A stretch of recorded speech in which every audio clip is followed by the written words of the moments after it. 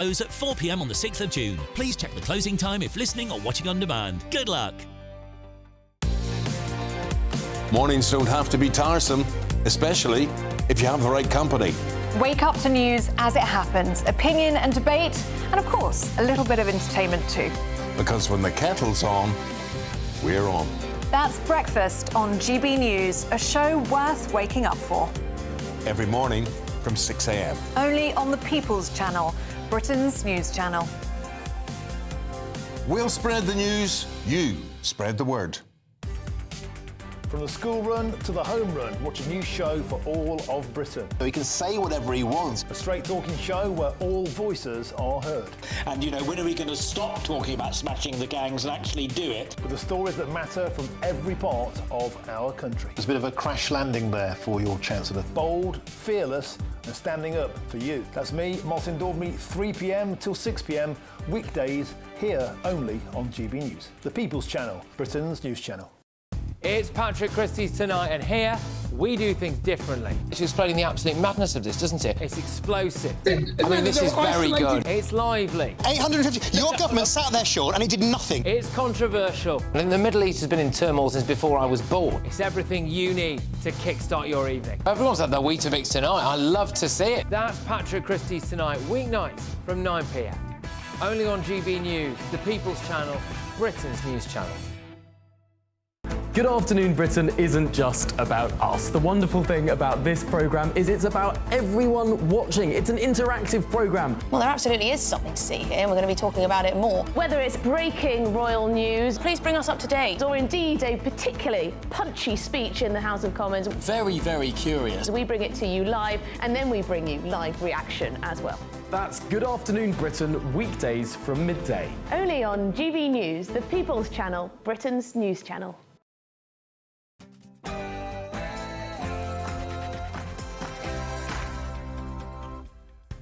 Very, very warm, good welcome to you and good evening. Welcome to the GB News Tonight with me, Martin Daubney.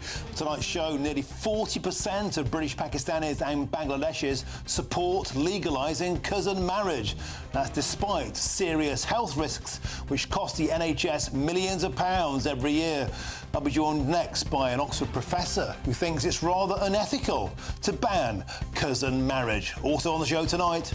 You have to ask about Nigel Farage. Can you trust him? Can you trust him with your future? Can you trust him with your jobs? Can you trust him with your mortgages, your pensions, your bills?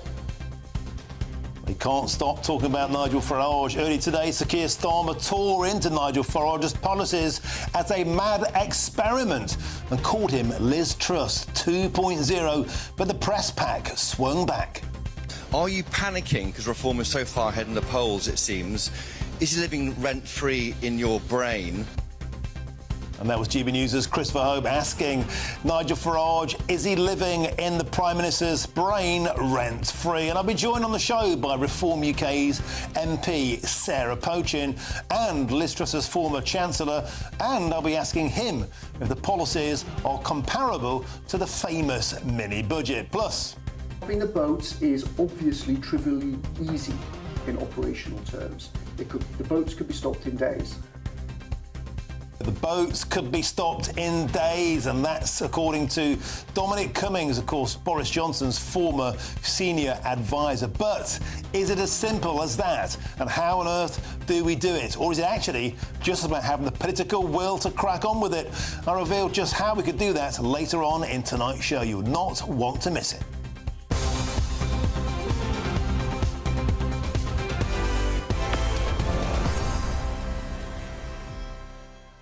Well, the show has been an astonishing day in politics. The press conference earlier on was meant to be the moment where Sir Keir Starmer fought back. He tore into Nigel Farage, saying this was a mad experiment. The economy would collapse. It was Project Fear, Nigel Farage edition. Will it work? Or did the entire thing spectacularly backlash and blow up in the Prime Minister's face? Let me know your thoughts. GBNews.com/your say. But before we have an awesome show, here's your headlines with Tatiana Sanchez.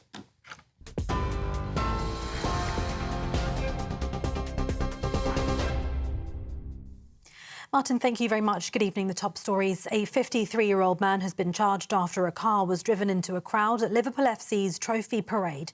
Paul Doyle from the West Derby area of Liverpool has been charged with 7 offences, 6 charges related to grievous bodily harm, 1 count of dangerous driving. Thousands of fans were gathered in Liverpool city centre on Monday to celebrate the Premier League champions' title win when a car struck a crowd on Water Street. Police said a total of 79 people were injured, with the youngest aged 9 and the oldest being a 78-year-old. 7 people remain in hospital in a stable condition. Mr Doyle will appear in court tomorrow morning. Nigel Farage cannot be trusted. That was the message of Sir Keir Starmer as he took on Reform UK's economic policy in a speech today.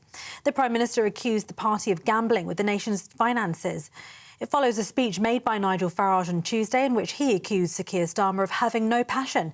In response to the speech, Mr Farage said, in the last 24 hours, I've been attacked by Starmer, Badenoch, Swinney, Sarwar and just about everybody else except for the voters. He said we must be winning. The Prime Minister said Reform UK's policy is like having Liz Truss all over again. And that's the question you have to ask about Nigel Farage. Can you trust him? Can you trust him with your future? Can you trust him with your jobs? Can you trust him with your mortgages, your pensions, your bills? And he gave the answer on Tuesday. A resounding no. He set out economic plans that contained billions upon billions of completely unfunded spending. Precisely the sort of irresponsible splurge that sent your mortgage costs, your bills and the cost of living through the roof. Elsewhere, an international trade court has blocked President Trump from imposing global tariffs on imports. The court accused the US president of overstepping his authority after utilising emergency powers to enforce the tariffs. The president claimed the matter was a national emergency and did not get approval from Congress. The UK government reacted to the news today, saying these are matters for the United States to determine domestically. Sticking with the US, all of that comes as Elon Musk has announced he's leaving the Trump administration. While his role was always temporary, the ex-owner's departure from Doge comes just a day after he criticised Trump's budget bill. The Health Secretary says striking doctors have lost public support as he warned any strike action could choke the NHS. This comes as resident doctors demanded a pay rise of almost 30%. Meanwhile, the British Medical Association is balloting 50,000 doctors to strike for a 6-month period, despite receiving the highest salary increase out of the public sector workers. The Health Secretary has written in the Times today to urge doctors to vote no in the ballot. And breaking news this hour, Andrew Tate and his brother Tristan Tate will return to the UK to defend themselves against charges of rape and other offences. A lawyer representing both siblings has said. The 38-year-old Andrew Tate faces 10 charges, including rape, actual bodily harm, human trafficking and controlling prostitution for gain relating to 3 women. They have both denied all of those allegations. And those are the latest GB News headlines for now. More from me at 8 o'clock. For the very latest GB News direct to your smartphone, sign up to News Alerts by scanning the QR code or go to gbnews.com/alerts.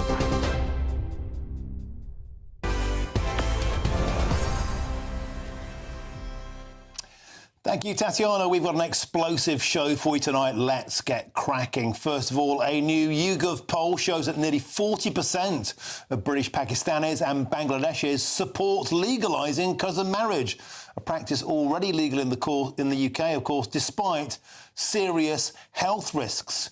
Now, children of cousin unions face double the chance of inheriting genetic disorders, placing a heavy burden upon the NHS. Well, back in 2004, the estimated cost was around £2 million a year, a figure that's almost certainly higher today.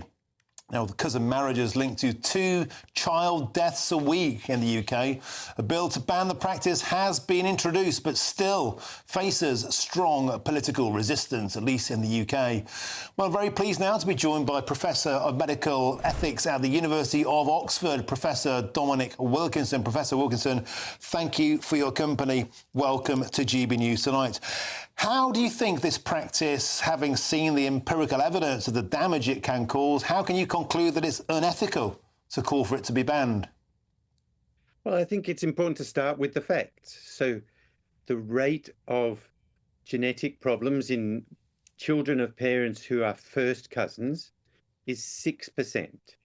That compares with a rate of 3% in those of us who are not related to our partners.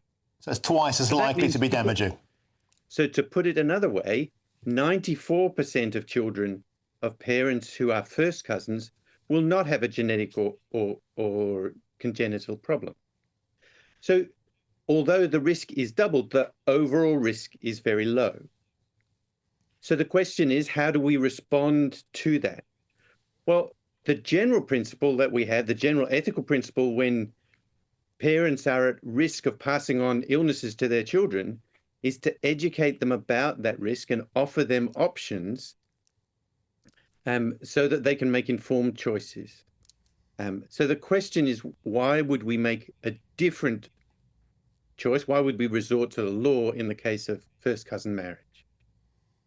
Well, I could answer that question for you by looking at the economics, for example. So if there's a cost to the NHS, and the Daily Mail looked into this, they estimate around about £2 million a year cost to 2 billion, beg your pardon, in 2018. That's picked up by the British taxpayer.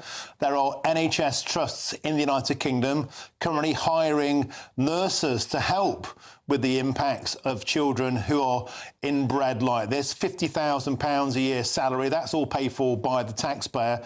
Why should the taxpayer back a practice which isn't a practice which is practiced by those inherently who are intrinsically born in Britain? It's a practice associated with the third world that's becoming a big bill for British taxpayers. Well, one of the things that you pointed to is the cost for the NHS associated with congenital illness, and those are significant costs.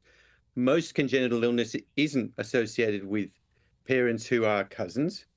But if we think about that, what we're proposing to do, what this law is proposing to do, is to tell people who they can marry and who they can't, because we want to save the government money. That's a policy that has a label that will be very familiar to your audience. It's a policy that says we, the state, are going to try and save money by stopping some people from having children, because we think well, it's not just. So that's a eugenic policy. No, it's not eugenics. You could argue quite simply that it's not just about the medical cost, it's about cultural integration. We were told that the multicultural dream was about having a mixing pot, marrying close family and staying within a family circle. Literally, first, second cousins is the opposite of that. And I put it to you, it's not right-wing or extreme to ask for this to be outlawed, it's the policy. In those far-right countries like Norway, Sweden, Denmark, they've legally intervened and asked that this is outlawed for the aforementioned reasons. Seems reasonable enough. If they're doing it in Scandinavia, the liberal nations, why not Britain? Well, Norway has got a law. Sweden doesn't yet have a law. I'm not aware that Denmark has a law banning first cousin marriage.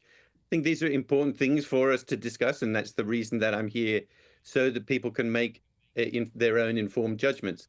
One of the important comparisons is that there's a group within our community who are at 4 times the risk of having children with genetic problems. Their risk is actually 1 in 4. Those are parents who've already had a child with genetic illness.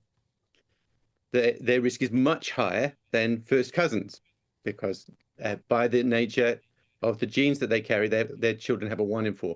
Now, how do we respond to that?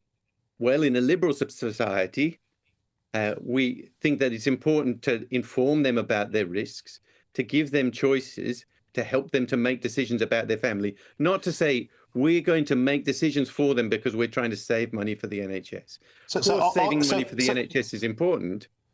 But so Professor Wilkinson, are you drawing equivalence between people with serious genetic conditions, which carries a clear 1 in 4 risk, and people perhaps who don't even speak English from Pakistan or Bangladesh, who are importing a cultural norm from their countries into ours?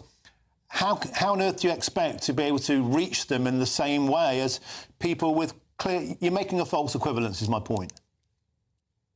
Well, I think that if the reason for making this policy is because of genetic risk, then those who've already had a child with genetic illness are at much greater risk. The reason for limiting a policy is because we think as a society that people of a particular ethnic background have problems making decisions for themselves. And that's quite different justification.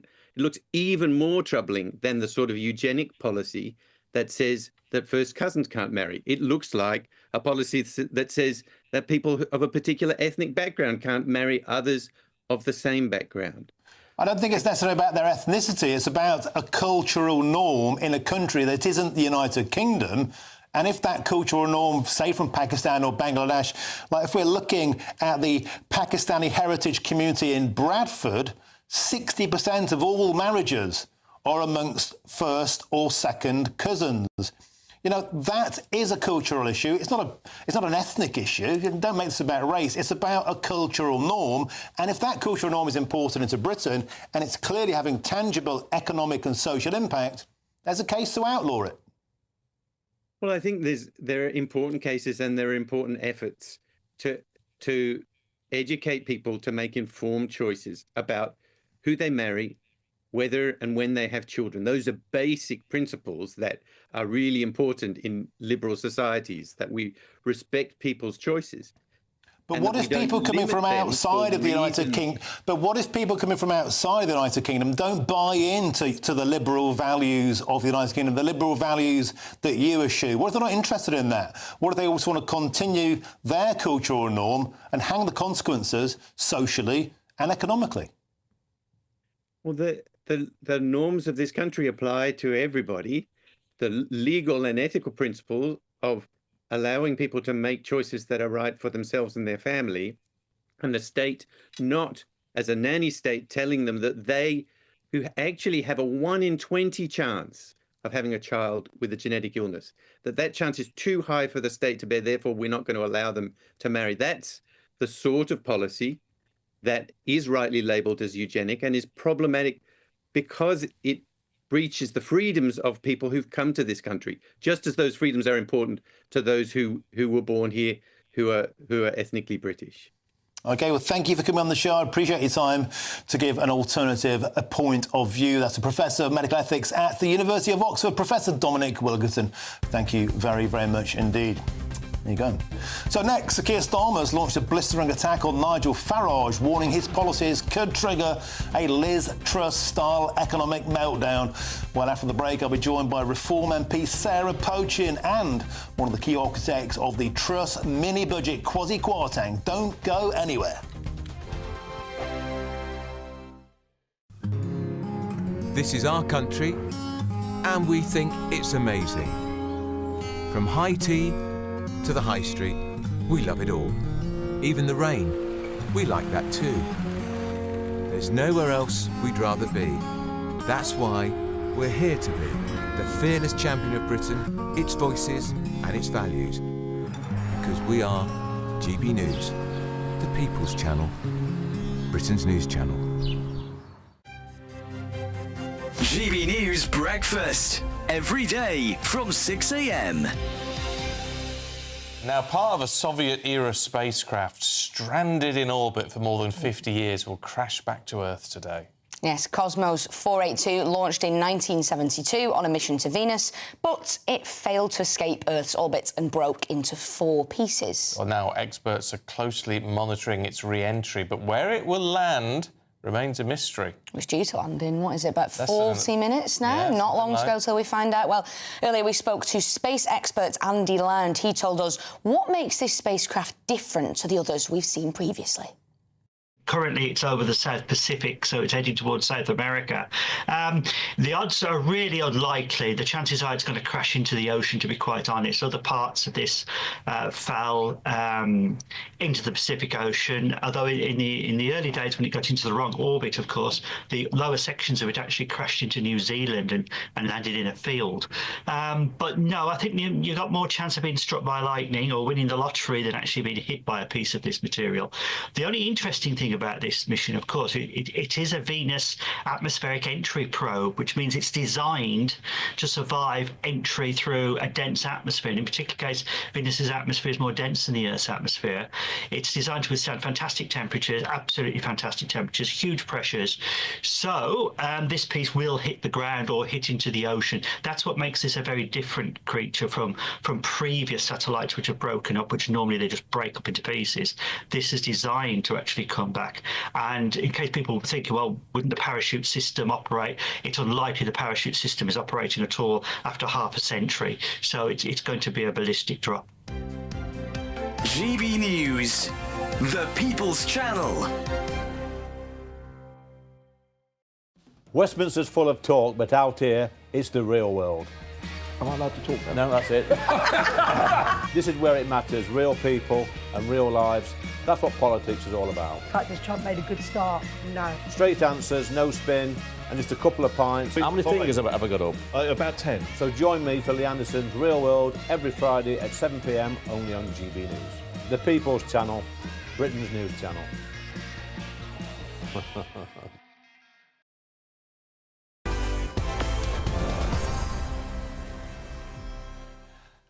Welcome back to GB News Tonight with me, your host, Martin Daubney. Now, you've been sending in your views so far, and here is one from a GB News viewer. He says, you've missed out the cost in welfare too.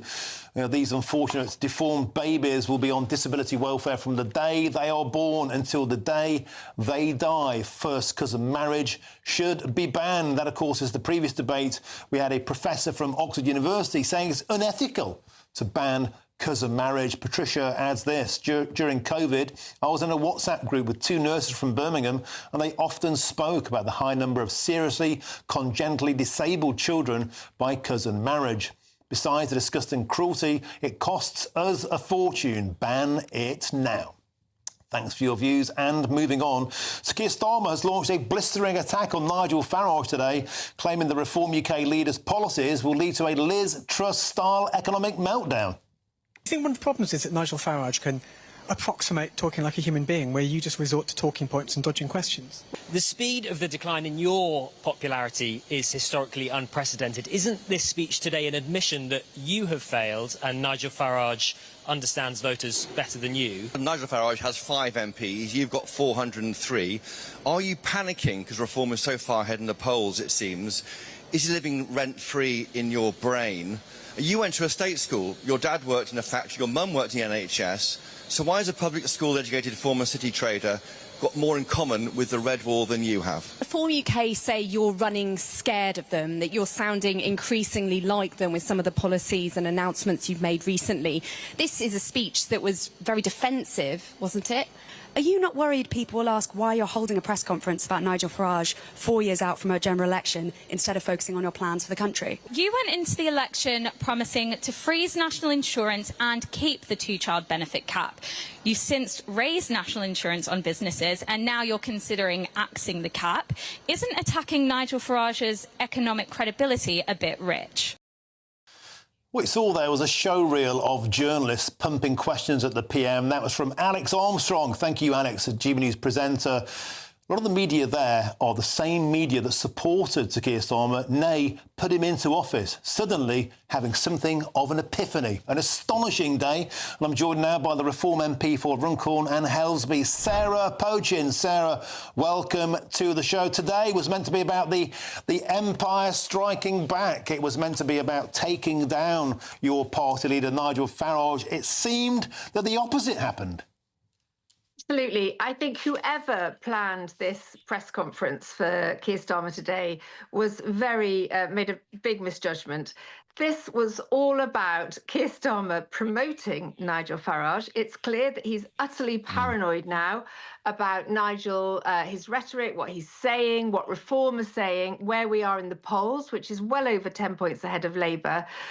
Clearly paranoid. And this was a very misjudged move today. I watched his speech twice because I couldn't quite believe how many times he actually made reference to Nigel. I counted 16. times in a 6-minute speech. I've never heard anything like that before. We've got them rattled. We know we've got them rattled. We only gave a press conference on Tuesday, and look what he's felt the need to do today. Do nothing but actually make himself look incompetent, make himself look like he hasn't got the answers, and very much promote reform and show the public that we do have the answers. So a very misjudged move today, I think, by Keir Starmer. Yeah, as Oscar Wilde said, the only worst thing than being not talked about is not talked about. But on a serious point, there was a barbed attack on your leader, Nigel Farage. They said it's a mad gamble. And is it ironic that your leader is in Las Vegas at a casino? What's he doing in Las Vegas? Perhaps he should be at home fighting on the home front. Look, Nigel's over there launching a Bitcoin initiative. Nigel works incredibly hard. He if only there were more of him. He needs to be everywhere. But the point is, I'm here, and he's got a top team, and I'm delighted to be talking to you today about these issues. Keir Starmer attacked Nigel on every level, but nothing stands. He's got no defence when it comes to our policies, our figures, which are costed. Already Keir Starmer's been in power for 10 months, is it? And he's U-turning left, right and centre. He's U-turning on the winter fuel allowance. He's going to U-turn on his disability benefit reforms. The prison situation, which I've talked an awful lot about over the last 10 days, is shocking and puts women's safety at risk and is clearly ill thought through. Whichever way he turns at the moment, the public are up in arms and, quite frankly, in outrage. He talked today about putting more money in people's pockets at this speech, wherever he was today. Well, how ridiculous. He has increased energy bills. He's taken away winter fuel allowance. He's slashed disability benefits. He's stopped 0 hours contracts. He has put this national insurance on small businesses, which are going to stop people being able to just get jobs on that sort of, 0 hours level. Whichever way you look, he has betrayed the voters, the working man of this country. Sarah, I just have to interject because the point made repeatedly by Keir Starmer today, and it will be repeated endlessly for the next 4 years, is can you afford your policies? There are a lot of giveaways in there. Nigel Farage spoke about how they would be funded, but there'll be scrutiny upon the Reform Party like we've never seen before. Are you confident that you can afford this and that you won't crash the economy? We know he talked about Liz Truss. He's scaremongering. We have said very clearly, and Nigel said on Tuesday very, very clearly, that by scrapping the net zero projects over the next 5 years, we will save £225 billion. By scrapping the DEI woke nonsense projects across the civil service, across businesses, we will save £35 billion. We know that by returning illegal immigrants to the country that they came from, we will save £20 billion over the next 5 years. So in total, per year, we can save £78 billion by some of these projects, slashing the foreign aid budget, apart from projects that we really need to do. These are huge sums of money, which Labour is wasting, and it's taxpayers' money that they are wasting. They could, at the stroke of a pen, change their policies and put money into the pocket of the working man. They choose not to. OK, well, I'll leave it there. Sarah Pochin, thank you very much for joining us on GB News Tonight. Pleasure to have your company. Now, back in the studio, I'm delighted to say I'm joined by the former Chancellor of the Exchequer in the Truss government, Kwasi Kwarteng. Kwasi, welcome to the show. Hello. It's back again. Trussonomics being used as the template for economic Armageddon. And, of course, you were the Chancellor at the time. Does Sir Keir Starmer have a point? And do you think that Nigel Farage's economic plan could be, if you like, a replicant of Trussonomics and crash the economy? The first thing I would say was that I say it was a turbulent time. You can't pretend that everything went smoothly. And, of course, I was sacked by Liz Truss as a consequence of the market turmoil. But let's just take a step back. Labour are terrified of Nigel Farage. I can't remember a time when the Prime Minister of this country, with a huge majority, has targeted a leader of a minority party in Parliament in such a personal way. And that says to me that they are very, very scared. And whoever's advised him, I think Sarah's right. They've said, oh, you've got to take Nigel Farage down. You've got to use sort of Liz Truss as a kind of bogeyman. You've got to, really, really go after Nigel. I think it's a disaster for him, because all you're doing is promoting Nigel Farage as an alternative to his failed prime ministership. He's only been in power 10 months. They've done huge amounts of U-turns. They've taken away welfare, winter fuel payment from pensioners. They let lots of prisoners out, as you remember. They hiked up taxes on farmers and small businesses and on all employers. And it looks like very likely that in the autumn they will put up taxes even more, because they're doing U-turns on all the cost-saving measures which they tried to introduce. Kwasi, how does it make you feel today that the Conservatives don't even seem to be in this race? Keir Starmer was asked by a journalist, is Nigel Farage now the opposition, your opponent? He said yes. He said the Tories are a spent force. They're sliding into oblivion. How does it make you feel as a Conservative? Well, I'm very sad that the Tory party isn't doing better. But as people have said, rightly, 4 years is a long time. And, be careful what you wish for. I mean, by sort of putting up Nigel Farage as the main opponent, you're essentially dignifying Nigel Farage. You're taking him very seriously. On the one hand, you can't say, well, he's a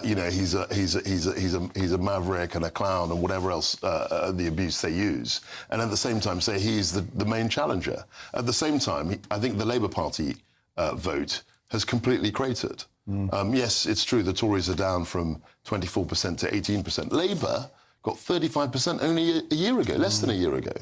And now they're in the low 20s.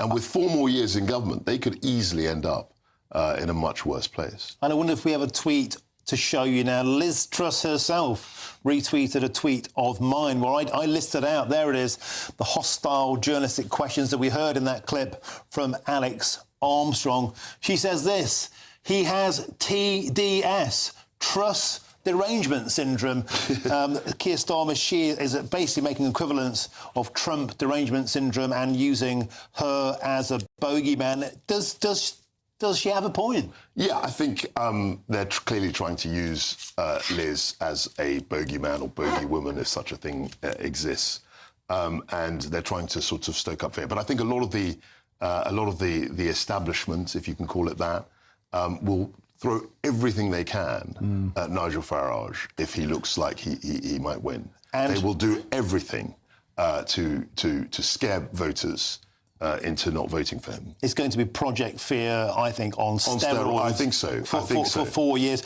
Have you taken a look? Have you run your thumb across Nigel Farage's numbers? Do you think that the Reform Party's numbers add up? No, I think they've got answers. I think they've got questions to answer on, essentially they're trying to do giveaways. I know what he's trying to do politically. He's trying to outflank Labour on the left and win over more of that left-wing, Labour vote. Yeah. But I don't think just giving away money in benefits is the answer. And people rightly will ask, where is this money coming from? And I'm not sure just scrapping net zero and the other things that Sarah mentioned, getting rid of DEI woke programmes, will necessarily, manage to fill that hole. Because Farage has priced net zero going at 45 billion, asylum 5 billion, DEI scrappage 7 billion, and a 5% cut in quangos will save 65 billion. He's confident that will cover it. Do you agree? If you look at the asylum, he's saying, OK, we're going to stop housing them. You're going to have to do something with them. Even if you send them back, that's going to cost money. So he hasn't factored in the costs of whatever policy he's going to bring in. Which will, in place of, housing asylum seekers in hotels. Can I ask you? So the numbers, I think he needs to work on those a bit more. Can I ask you carefully a bigger question, an emotional question? We hear all about the story, the journey. Will any of this matter to the electorate? The electorate have sat through endless cycles of power switching between the Conservatives, the Labour Party. They don't feel they've been listened to. They don't feel the status quo is working for them. They feel poorer. They feel frustrated. Are we at a time where people just are so volatile, so fed up, they're just going to vote for change? And the numbers, in a sense, are kind of becoming immaterial. So I think it's a binary question.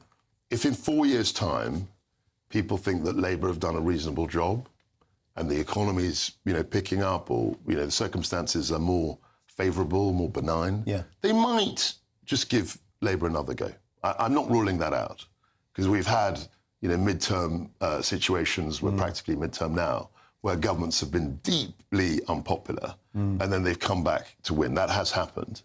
But I think that if Nigel Farage and Reform are polling anything like they are now in a couple of years, I think Labour will be a spent force. And it's very odd to me that they're attacking Nigel Farage 10 months into their majority, 10 months after they got a huge majority at the last election. And we've got 4 more years of this. And if they try and throw pour all their ammunition on Nigel and he's still at the top of the polls, they'll have nothing left. We've seen that, of course, with Donald Trump. Kwasi Kwarteng, fascinating as ever. Thank you for joining us in the studio tonight on GB News Tonight. Now, coming up next, a double blow for Donald Trump. His global tariffs have been blocked by an international court, and Elon Musk is turning his back on the Don. Is the Trump train coming off the rails? I'll be joined next by President Trump's former Treasury official. You will not want to miss it. Good evening, I'm here with your GB News weather coming to you from the Met Office. Now the weather's looking pretty mixed as we go through the next 24 hours or so. Yes, there will be some rain around, but not everywhere. The driving force for the changeable weather is an area of low pressure. It's tracked across the north of the UK, now pushing away towards Scandinavia. But we do have a trailing front lingering across us. This is going to bring a bit more cloud, a bit more rain across parts of northern England, maybe southern Scotland and into Wales overnight. Also a swathe of wetter weather feeding into northern Scotland, some heavy bursts of rain likely there. Otherwise, some drier, perhaps even clear weather, but with some warm, humid air around. Temperatures not dropping much at all. It's going to be a pretty mild start today for many of us tomorrow. A mild start, yes, and also a bit of a wet one for some places across parts of central Scotland. A fair bit of rain first thing, although across the far north of mainland Scotland, quickly turning bright and sunny. Also a fair amount of cloud across southern parts of Scotland into Northern Ireland, some outbreaks of rain. East is best for the sunshine across northern England. Further west, a bit more cloud, some rain, and similar across parts of Wales, and maybe in parts of the southwest could see a few spots of rain. But the best chance of sunshine through tomorrow, that will be towards the southeast. Good deal of blue skies breaking through, and here with that warm, humid air, I'm expecting temperatures to rise, highs of around 24 or 25 Celsius here. Also some decent sunshine across the far north of Scotland, but in between there will be a few showery bursts around, a bit more cloud, some outbreaks of rain affecting parts of northern England and into Wales. Then as we go into the weekend, a bit of a northwest-southeast split. Some wet, blustery weather feeding in across many parts of Scotland, Northern Ireland, perhaps into England and Wales towards the northwest, but further southeast, a greater chance of staying largely dry, often sunny and even warmer than tomorrow. We're looking at highs of around 25 or 26 Celsius before turning fresher by Sunday. Welcome back to Britain's Newsroom with Andrew and Beth. Hello everyone, Patrick Christys here. I'm Michelle Ju, Britain's News Channel. Access the stories that matter to you. Take the GB News family with you on any device. And as long as you have an internet connection, tune in to GB News anywhere on the planet or beyond. GB News, the People's Channel, Britain's News Channel. From the school run to the home run, watch a new show for all of Britain. So he can say whatever he wants. A straight-talking show where all voices are heard. And, when are we going to stop talking about smashing the gangs and actually do it? With the stories that matter from every part of our country. There's a bit of a crash landing there for your Chancellor. Bold, fearless and standing up for you. That's me, Martin Daubney, 3 p.m. till 6 p.m, weekdays, here only on GB News. The People's Channel, Britain's news channel.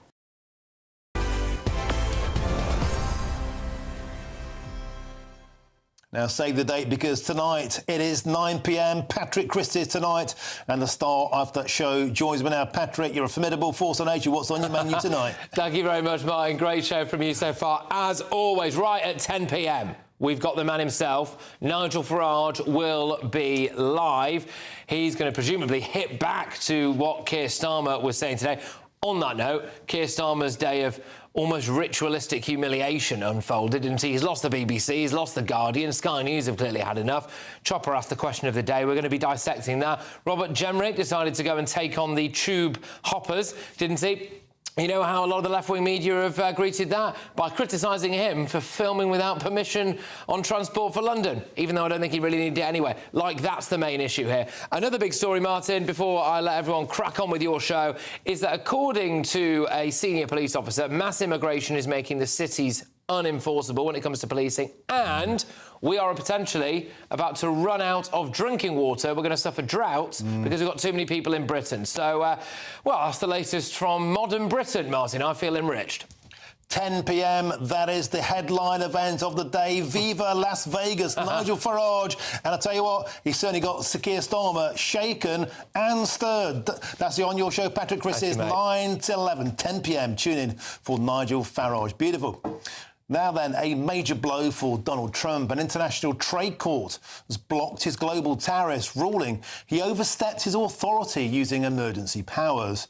Now, it's the second hit in just 24 hours, with Elon Musk stepping down as his so-called Doge messiah and voicing concerns over Trump's massive spending bill. Well, is there trouble in the Trump camp? And I'm joined now by the former Trump Treasury official, Diana Furch-Godroth. Diana, welcome to the show. So start with us, if you can, from a layman's perspective. There's a lawsuit. It's gone out. It's stopping Donald Trump imposing his tariffs. Is that a problem for Donald Trump, and can he overcome it? Well, it's not exactly stopping him imposing tariffs. It's stopping him imposing tariffs under the Economic Emergency Powers Act. So they're saying he cannot use that law to impose tariffs. But there are plenty of other laws that he can use to impose tariffs. There's the U.S. Trade Law of 1974. There's sections 201, 301, 232. And in fact, he has imposed steel and auto tariffs under a different law. All they're saying is he cannot use this International Economic Emergency Powers Act for his tariffs as a justification.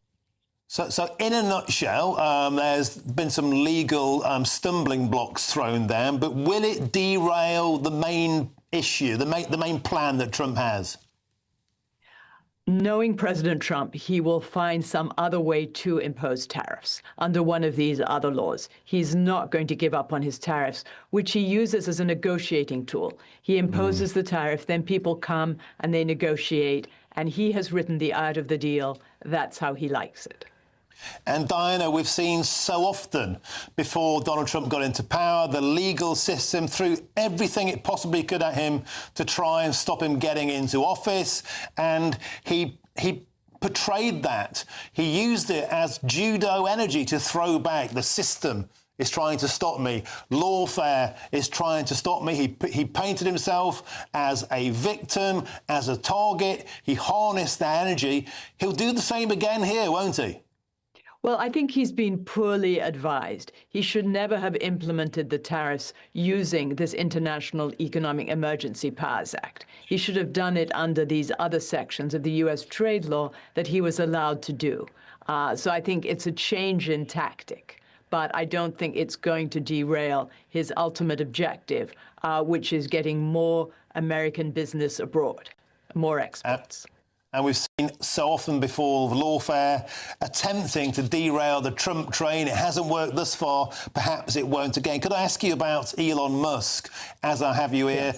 He was always timetailed to be only a part of Team Trump for a short period of time. He's left slightly ahead of that schedule. The liberal media blowing this up. Here we go. It's imploding. The egomaniacs can't get on. But Diana, the truth is, this is a slightly earlier than timetable departure. No real story here, right? Exactly. I mean, since he's not a full-time member of the government, if he were a full-time member of the government and able to stay as long as he would like, then he would have had to give up his 7 companies, which he's CEO of. And he didn't want to do that. So he's a temporary special employee, special advisor. That gives him 128 days. And the 128 days are about up. So he has to leave. But what he's trying to do, his Department of Government Efficiency will continue, because those individuals can go on working, they can go on looking for cuts.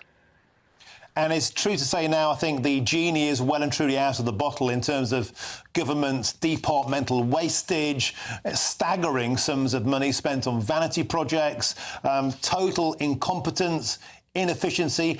How has this gone down with the American public? Of course, the Liberals will moan about anything, but on the whole, there's been a huge sense of shock at the sheer magnitude of this, right? There is a lot of waste in the US system. There's also a lot of waste in areas that DOGE has not yet started to look at, such as health services, welfare, food stamps, social security. These are areas that DOGE could profitably look at and make an even bigger dent in the United States' $36 trillion debt. Astonishing figures, and thank you for your expertise, and thank you for joining us on GB News Tonight. And that's the former Trump Treasury official, Diana Furch-Gotteroth. Thank you very much indeed. Now, coming up next, Boris Johnson's former advisor says a small crisis could be solved in days, according to Dominic Cummings, if the Prime Minister does one thing. But is it really that simple? Find out after the break. Dinner under the stars tonight? That reminds me of our travel insurance. You mean All Clear Skies? All Clear Travel Insurance sponsors GB News Travel Destinations Forecast. Some serious heat across parts of Spain towards the end of this week. We could top out over 40 degrees across parts of the south. A little cooler in Madeira, where it could be quite cloudy on Friday. Plenty of warm sunshine for Portugal and Spain, and generally pretty good in Italy as well. Heavy showers clearing away from the Balkans, but we are going to see more showers moving in across Greece through Friday and Saturday. That heat could trigger some thunderstorms in Spain and southern France into the weekend. All Clear Travel Insurance sponsors GB News Travel Destinations Forecast. Nigel is back. Good evening. Unfiltered. Are these proposals bold enough? Uncompromising. Will it bring growth? Unmissable. We as a country are brilliant. Nigel Farage returns this Tuesday from 7 p.m. only on GB News, the People's Channel, Britain's news channel. From the school run to the home run, watch a new show for all of Britain. So he can say whatever he wants. A straight talking show where all voices are heard. And, you know, when are we going to stop talking about smashing the gangs and actually do it? With the stories that matter from every part of our country. There's a bit of a crash landing there for your Chancellor. Bold, fearless and standing up for you. That's me, Martin Daubney, 3 p.m. till 6 p.m. weekdays, here only on GB News. The People's Channel, Britain's news channel. It's Patrick Christys tonight, and here we do things differently. It's explaining the absolute madness of this, doesn't it? It's explosive. I mean, this is very good. It's lively. 850. Your government sat there, Sean, and it did nothing. It's controversial. And the Middle East has been in turmoil since before I was born. It's everything you need to kickstart your evening. Everyone's had their Weetabix tonight. I love to see it. That's Patrick Christys tonight, weeknights from 9 p.m. Only on GB News, the People's Channel, Britain's news channel. Hi, I'm Michelle Dewberry, and my show is your opportunity to cut through all the noise and dive in headfirst to some robust debates. Ideas clash. Situation, no, isn't it? Because the failure is... You're deliberately avoiding my point. Nothing's held back. And if you think this is the end of it, wait for more. And we do not shy away from the difficult stuff. Sometimes I want to shake people and say, if only you understood. So join me on Jubes & Co. weeknights at 6 p.m. only on GB News, Britain's news channel. Good Afternoon Britain isn't just about us. The wonderful thing about this programme is it's about everyone watching. It's an interactive programme. Well, there absolutely is something to see here, and we're going to be talking about it more. Whether it's breaking royal news, please bring us up to date, or indeed a particularly punchy speech in the House of Commons. Very, very curious. We bring it to you live, and then we bring you live reaction as well. That's Good Afternoon Britain, weekdays from midday. Only on GB News, the People's Channel, Britain's news channel. In the GB Newsroom, we bring you the news as it happens. With our team of dedicated journalists across the UK, we're ready to keep you up to date with what's happening every half an hour, every single day. Bulletins here on GB News, the People's Channel, Britain's news channel. This is Britain's Newsroom, where your voice matters. It's just astonishing. With expert analysis and honest opinion, we don't just keep you informed. We bring you unique perspectives you won't see anywhere else. Can't argue with any of that. When the news happens, it happens here. On Britain's Newsroom, weekdays from 9:30 a.m. Only on GB News.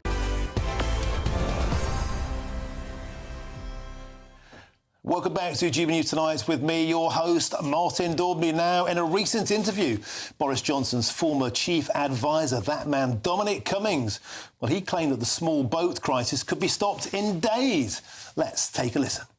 Stopping the boats is obviously trivially easy in operational terms. The boats could be stopped in days.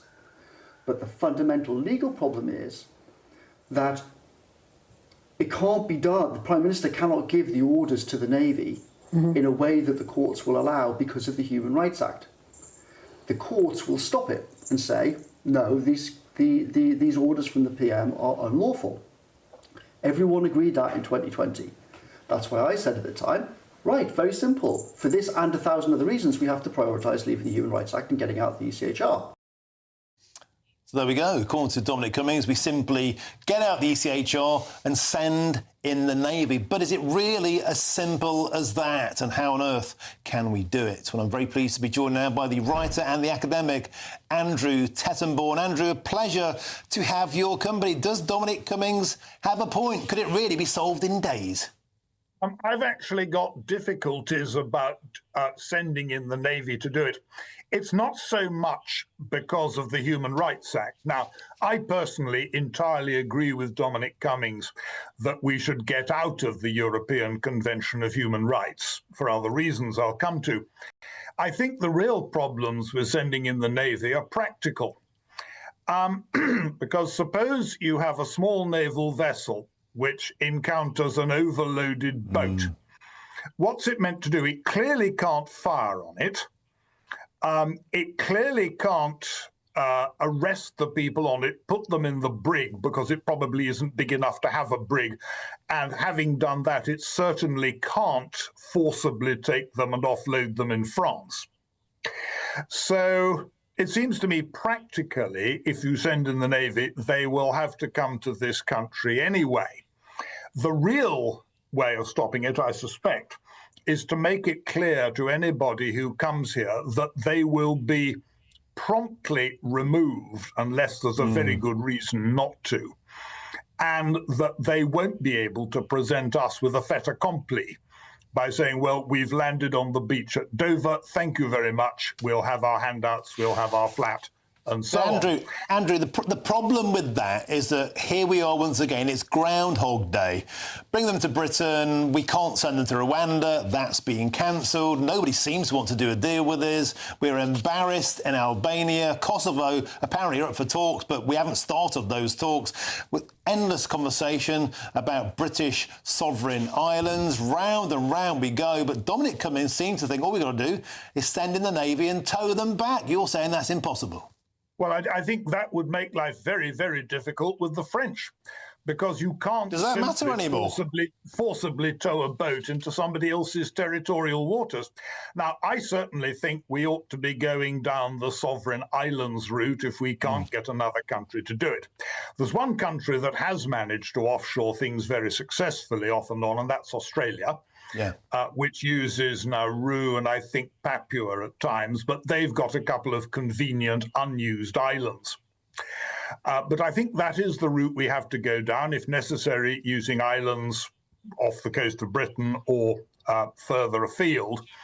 But even to do that, I suspect probably it would be advisable to get out of the ECHR, because as soon as you start doing it, you will have people arguing Article 5, that's freedom.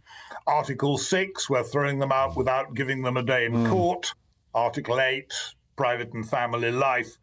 Possibly even Article 3, which is Andrew, we don't have an awful lot of time. Can I just interject? So the silver bullet you're saying is get out the ECHR, use a British sovereign territory. Bob's your uncle.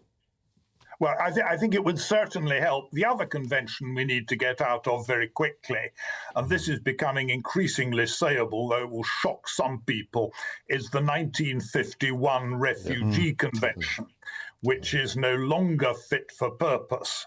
And I think quietly lots of people realise that. I'll And probably because be thrown out of any dining club for saying that. But I guess, Andrew Tattenborn, the point is this legislation was brought in at a very different time. It was meant to be for people fleeing genuine war zones. It's clearly not that anymore.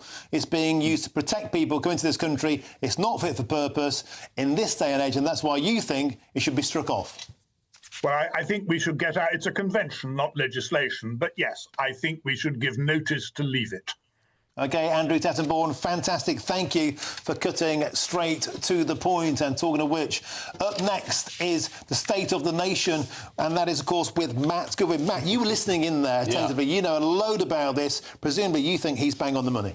I think he's got a really strong case. We've got to exit the ECHR. We've got to reform the Human Rights Act. And then we've got to have that offshore processing for these illegal migrants who are breaking our laws, because it can't go on. Now, we're talking about that on State of the Nation tonight. First of all, we're talking about that Keir Starmer attack on Nigel Farage and reform today. We've got a top thinker, Philip Blond, going to be talking about that new divide in British politics. The ECHR, that very issue, I'm going to be debating that tonight with a top human rights lawyer. It's going to get bumpy, I suspect. And we've got this documentary filmmaker, award-winning documentary filmmaker, Tim Samuels. He's got a new 5-part series on how white men are being discriminated against in the workplace through DEI policies. We've got Tim in the studio tonight to talk to us about that documentary with some exclusive first shots from it. And it's an incredible state of affairs in that documentary. I've known Tim for a long time. 5 white men were fired from one company in one day simply for being white. They didn't know what to do about it. They are absolutely, I believe, on the end of anti-white racism. Well, that's exactly what Tim is saying. You know, you've got to start looking at this anti-white discrimination that's in our taxpayer-funded public institutions. This guy's gone against the grain. He worked in the BBC. He's won the top awards. You want to hear what he's got to say. He's seen it from the inside. Fantastic stuff. That is Matt Goodwin, of course, up next on the State of the Nation. Thanks for joining us today. What a day it's been. I think it's just been incredible. It was meant to be the day where Keir Starmer fought back. Instead, he fired the starting gun on the general election. It's a 2-horse race. I think he's just endorsed Nigel Farage as his main opponent. And you just wait. There's some polling out tomorrow. Up next, State of the Nation with Matt Goodwin.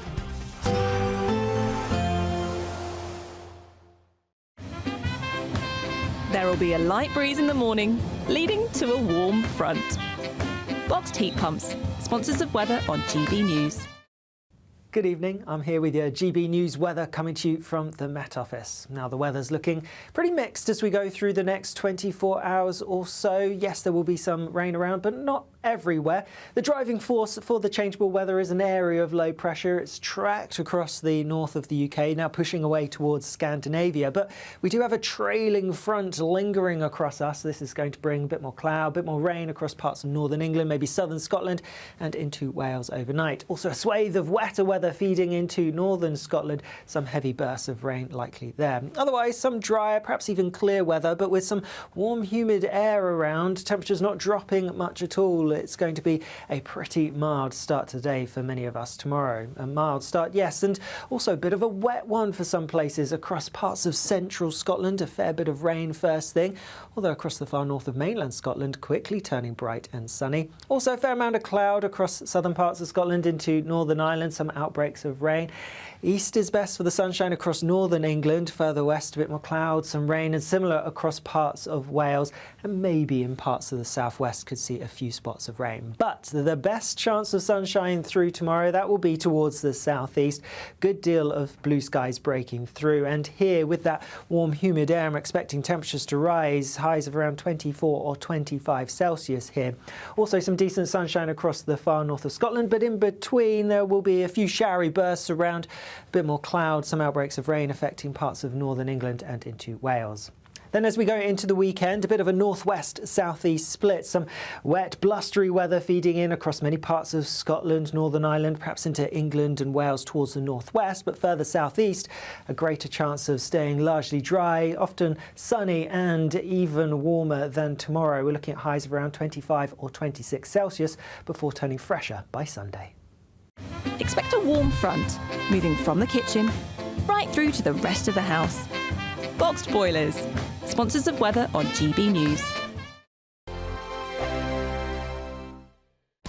You could be driving away with this brand new Elneg Baron 560 motorhome. It comfortably sleeps 4, comes with skyroof, integrated kitchen and bathroom, and is worth over £67,000. And that's not all, as we'll also give you a further £5,000 in tax-free cash to make sure that wherever this motorhome takes you, it takes you there in style. For another chance to win the lot, text WIN to 63225. One entry costs £2.50 plus one standard network rate message, or text BONUS to 63225. 5 entries cost £5 plus one standard network rate message. Go to gbnews.com/win. Entries start at £2.50. Call 0903 686 3232. Calls cost £2.50 plus your network access charge, or post your name and number to GB13 PO Box 8690 Derby DE1 9TT. UK only. Entrance must be 18 or over. Lines close at 4 p.m. on the 6th of June. Please check the closing time if listening or watching on demand. Good luck.